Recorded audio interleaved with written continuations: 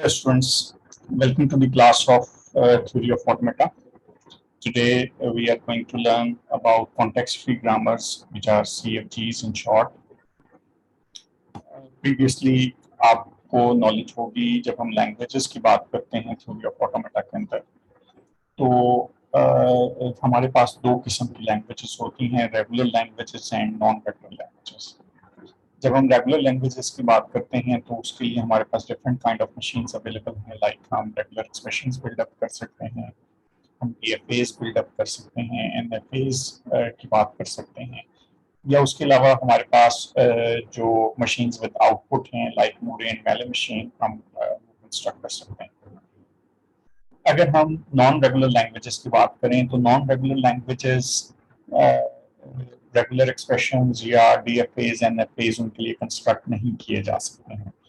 So we need some machines, we need some automatas जो हम non regular languages के लिए बिल्डअप कर सकते हैं. ऑल्दो जब हम CFGs वगैरह की बात करते हैं, CFGs आर पावरफुल इनफ कि CFGs को रेगुलर एंड नॉन रेगुलर दोनों तरह की लैंग्वेजेस के लिए बिल्डअप किया जा सकता है. तो अगर हम CFG की बात करें, CFG stands for context free grammar. As I earlier said, it is a formal grammar which is used to generate all possible patterns of strings in a given formal language. ये formal language, as I said, regular भी हो सकती है और non regular language भी हो सकती है. So CFG को अगर हम define करें, we can define a context free grammar G as a collection of a set of B, T, E and S. So यहाँ पर अगर हम बात करें तो G itself हमारे पास ग्रामर है. E जो है is a set of final set of terminal symbols. Normally जो टर्मिनल सिंबल्स हमारे पास होते हैं इनको हम स्मॉल लेटर से रिप्रेजेंट करते हैं. जो है हमारे पास is a set of non terminal symbols, और नॉन टर्मिनल सिंबल्स जो हैं उनको हम कैपिटल लेटर से रिप्रेजेंट कर रहे होते हैं. पी हमारे पास प्रोडक्शन रूल्स हैं और एस जो है वो स्टार्टिंग सिंबल है. इसको आप इस तरह से समझिए कि फॉर इंस्टेंस मेरे पास एक ग्रामर है जिसको मैं कह रहा हूँ S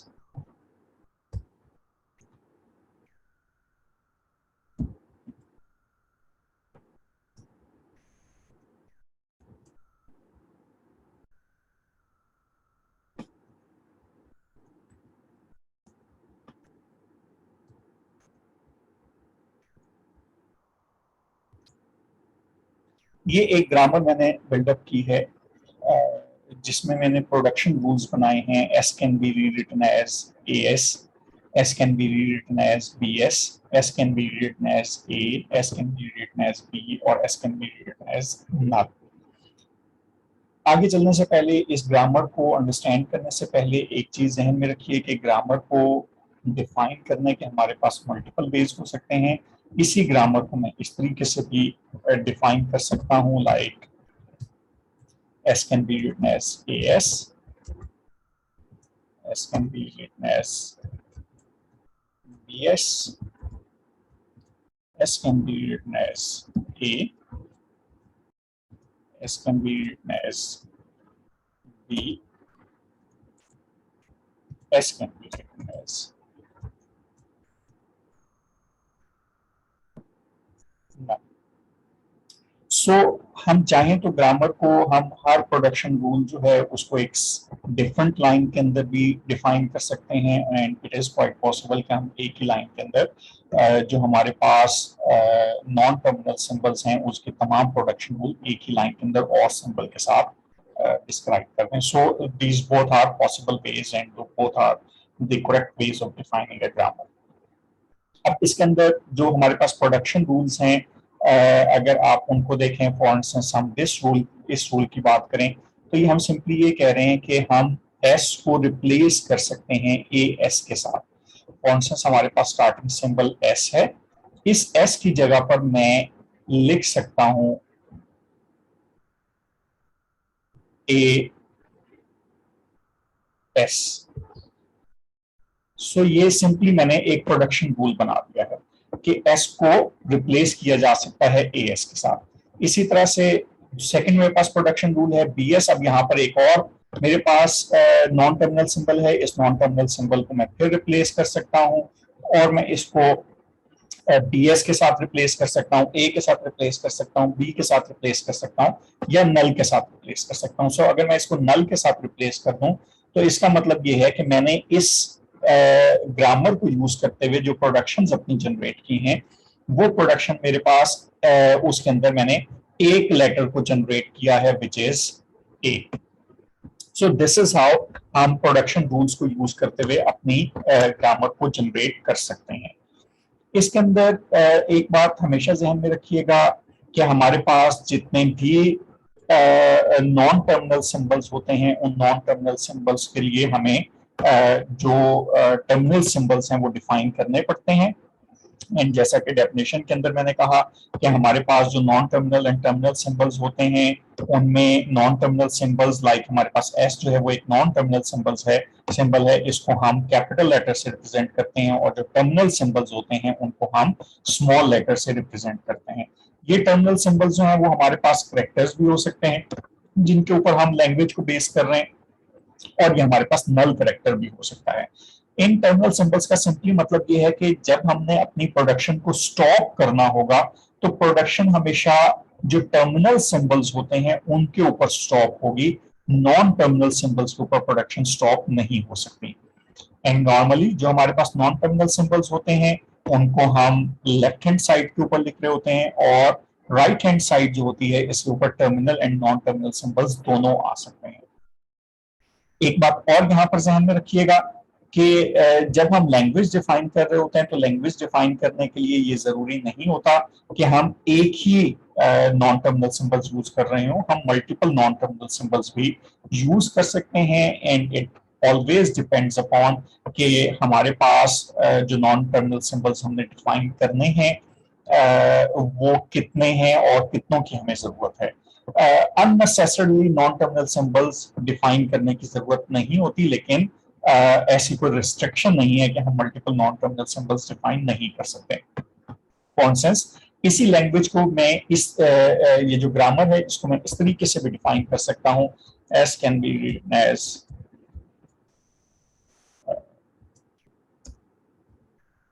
for instance x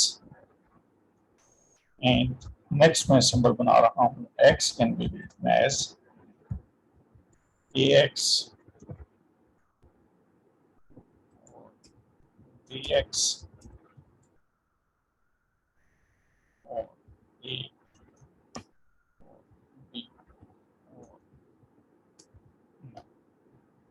So these are all possible ways इसके थ्रू हम वो बना सकते हैं। मैं इस x को दोबारा से रीडायरेक्ट करवा सकता हूँ s की तरफ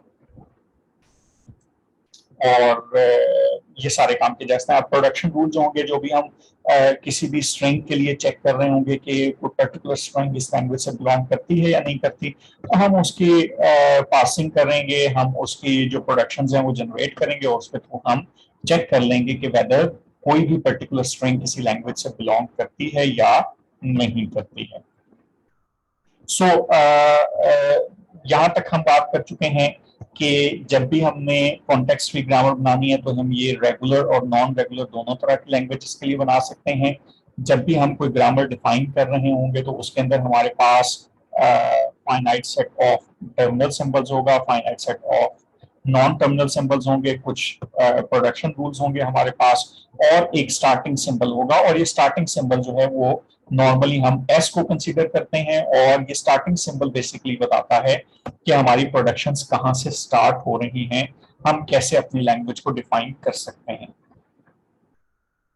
सो ये जो ग्रामर अभी हमने डिफाइन की है, हम इस ग्रामर की बात करें, ये जो हमने डिफाइन की हुई है, हम इसी लैंग्वेज के लिए जो ग्रामर हमने इस तरीके से डिफाइन की है हम इसकी बात करें, या जो ग्रामर हमने इस तरीके से डिफाइन की है इसकी बात कर रहे हो, इन तमाम मेथड्स के अंदर, इन तमाम तरीकों के अंदर जो लैंग्वेज बेसिकली हम यूज कर रहे हैं ये वही लैंग्वेज है जिसको हम इस रेगुलर एक्सप्रेशन के थ्रू डिफाइन कर सकते हैं, which is A plus B clean star.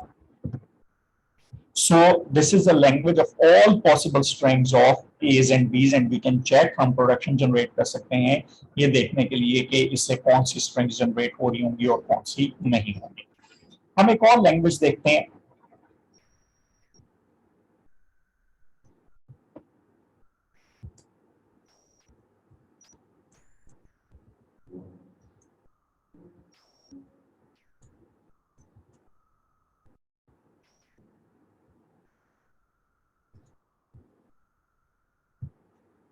ये एक ऐसी ग्रामर है जो हमने जनरेट की है जो ऑल पॉसिबल स्ट्रिंग्स जनरेट करेगी of double letters of A and double letters of B. अगर हम इसके लिए रेगुलर एक्सप्रेशन जनरेट करना चाहें तो रेगुलर एक्सप्रेशन हमारे पास सिंपली ये होगा। सो लेट्स सपोज हमें ये चेक करना है कि कोई पर्टिकुलर स्ट्रिंग इस लैंग्वेज का पार्ट, इस ग्रामर का पार्ट है या नहीं है, और लेट्स सपोज हमारे पास एक स्ट्रिंग है double A double B double A. So अब इसको हमने चेक करना है, तो चेक करने के लिए हम स्टार्टिंग सिंबल लेंगे एस। अब जब एस हमने स्टार्टिंग सिंबल लिया है तो एस के बाद हम इसको चेक कर रहे होंगे कि इससे जो है वो हम जो स्ट्रिंग है वो जनरेट कर सकते हैं या नहीं कर सकते। सो एस को मेरे पास एक प्रोडक्शन रूल है, मैं लिख सकता हूं double A S. So double A S ये मैंने जनरेट किया। अब यहाँ पर ये एस जो है इसको दोबारा से रीराइट किया जा सकता है डबल बी एस, एंड जो नेक्स्ट हमारे पास एस आया है इसको अगेन रीराइट किया जा सकता है डबल ए एस, और इस एस को दोबारा से हम रीराइट कर सकते हैं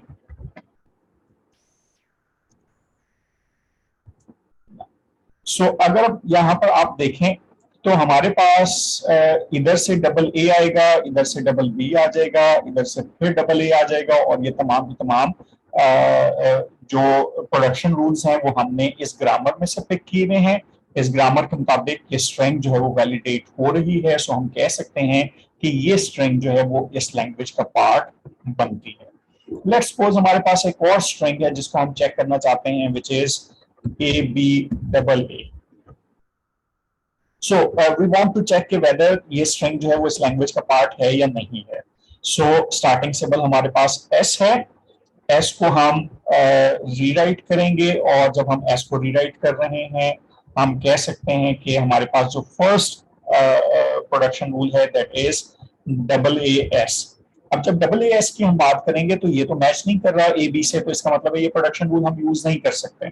सो सेकंड हमारे पास जो प्रोडक्शन रूल है that is double B S. अगर हम इसको देखें तब भी ये भी तो जनरेट होगा, लेकिन फर्स्ट ए जो है वो इससे जनरेट नहीं हो सकेगा। सो अल्टीमेटली हम यहाँ पर ये कहेंगे कि ये स्ट्रिंग जो हमने ली थी ये स्ट्रिंग जो है वो इस पर्टिकुलर ग्रामर का पार्ट नहीं है, क्योंकि यहाँ पर हमारे पास जो भी हम वो ले रहे हैं, यहाँ पर अगर हम ये प्रोडक्शन रूल लेते हैं डबल बी एस वाला तो बी जो है वो हमारे पास नहीं आ रहा, और अगर हम जो है वो प्रोडक्शन रूल लेते हैं डबल ए एस वाला तो यहां हमारे पास ये जो है ए ये जनरेट नहीं हो रहा। सो दोनों प्रोडक्शन रूल्स हमने चेक कर लिए और ये स्ट्रिंग हमारे पास जनरेट नहीं हो रही। सो सिंपली हम कह सकते हैं कि ये स्ट्रिंग जो है वो इस ग्रामर का पार्ट नहीं है।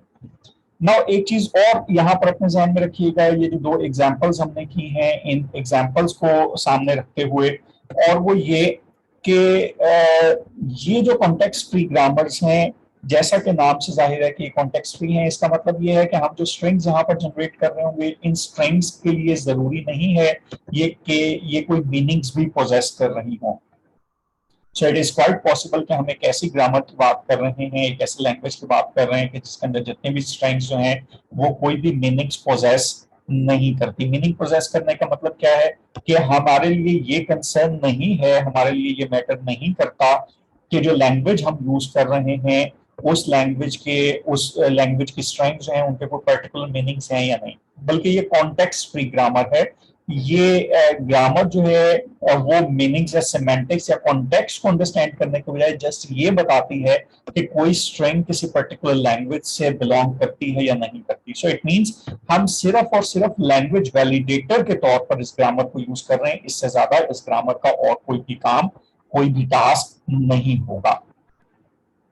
सो हम एक और ग्रामर की बात करते हैं। लेट्स सपोज हमारे पास ग्रामर है जिसके अंदर हम कह रहे हैं कि हम एक ऐसी लैंग्वेज की बात कर रहे हैं कि जिसके अंदर हमारे पास language of all possible strings having even length की अगर हम बात करें वो हमारे पास हो सकती हैं। सो उसके लिए जो हम ग्रामर क्रिएट करेंगे that would be S and we can replace it A S B और बी एस बी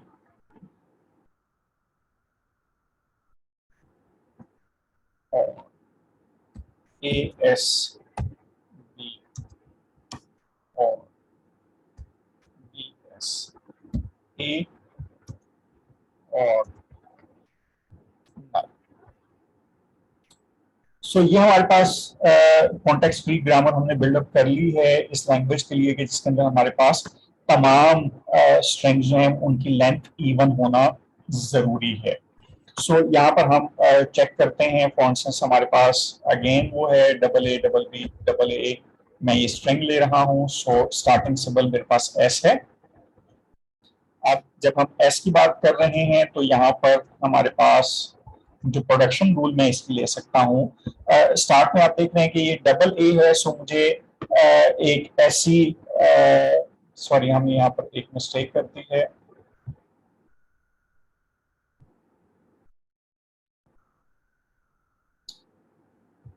मैं दोबारा से लिख रहा हूँ। S can be written as A S A और बी एस बी और ए एस बी और बी एस ए। सो यहाँ पर अगर हम देखें तो हमारे पास जो प्रोडक्शन है वो ये कि एस, अब यहाँ पर स्टार्ट में हमारे पास डबल ए है तो हम एक ऐसा यहाँ से प्रोडक्शन रूल लेंगे जिससे हम ये जनरेट कर सकते हो। सो मैं यहाँ पर ए एस ए ले रहा हूँ। सो ये एस जो है इसको अब हम रिप्लेस कर सकते हैं। सो इस एस को मैं रिप्लेस कर रहा हूँ ए बी के साथ। हमारे पास प्रोडक्शन रूल मौजूद है ए एस बी, सॉरी इसको बल्कि मैं अगेन डबल ए के साथ रिप्लेस कर रहा हूं।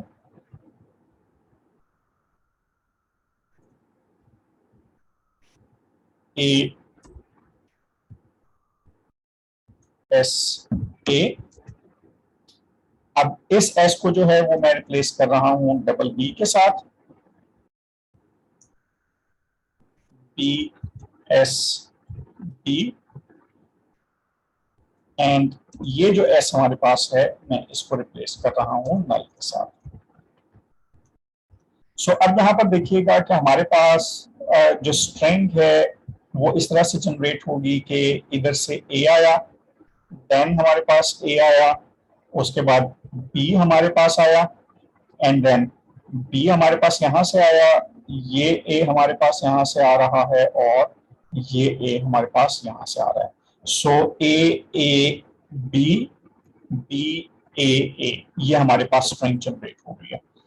इसी ग्रामर की हम बात करें तो इस ग्रामर को हम एक और तरीके से भी जनरेट कर सकते हैं और वो क्या हो सकता है कि S can be written as double A S double B S A B S B A S. So यही स्ट्रिंग जो हमने पहले ली थी अगर हम इसको देखें तो हमारी प्रोडक्शन अब चेंज होंगी क्योंकि हमने प्रोडक्शन रूल चेंज कर दिए हैं। तो ये प्रोडक्शन जो पासिंग हमने करनी है वो भी डिफरेंट हो जाएगी। So S it can be written as double AS, and this S can be written as double BS, and this can be written as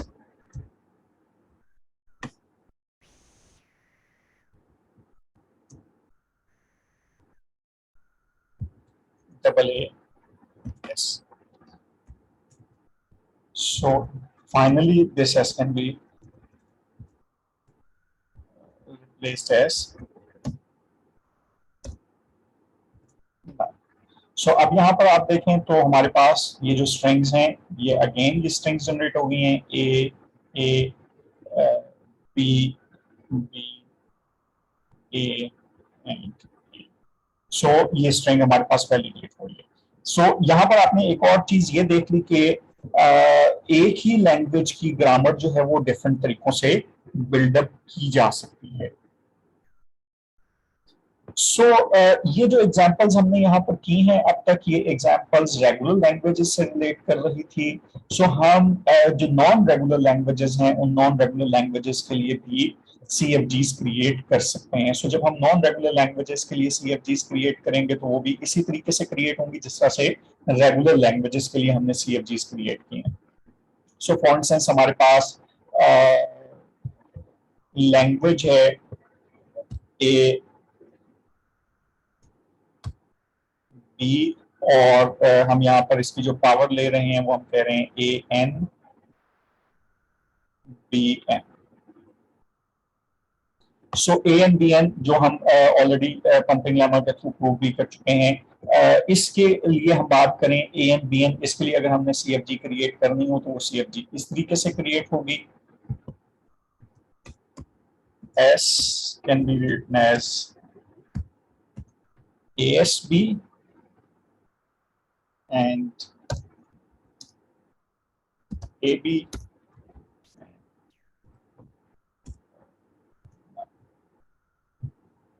सो इससे आप देखेंगे कि वो तमाम की तमाम स्ट्रिंग्स जो इस लैंग्वेज से बिलोंग कर रही होंगी वो तमाम स्ट्रिंग्स यहाँ पर जनरेट हो जाएंगी। So you can see here कि हम इसका जो लैंग्वेज थी इसका रेगुलर एक्सप्रेशन बिल्डअप नहीं हो सकता था, लेकिन अगर हम उसकी ग्रामर की बात करें तो बहुत इजीली, बहुत सिंपल वे में, बहुत सिंपल तरीके से हम इसकी ग्रामर जो है वो क्रिएट कर सकते हैं।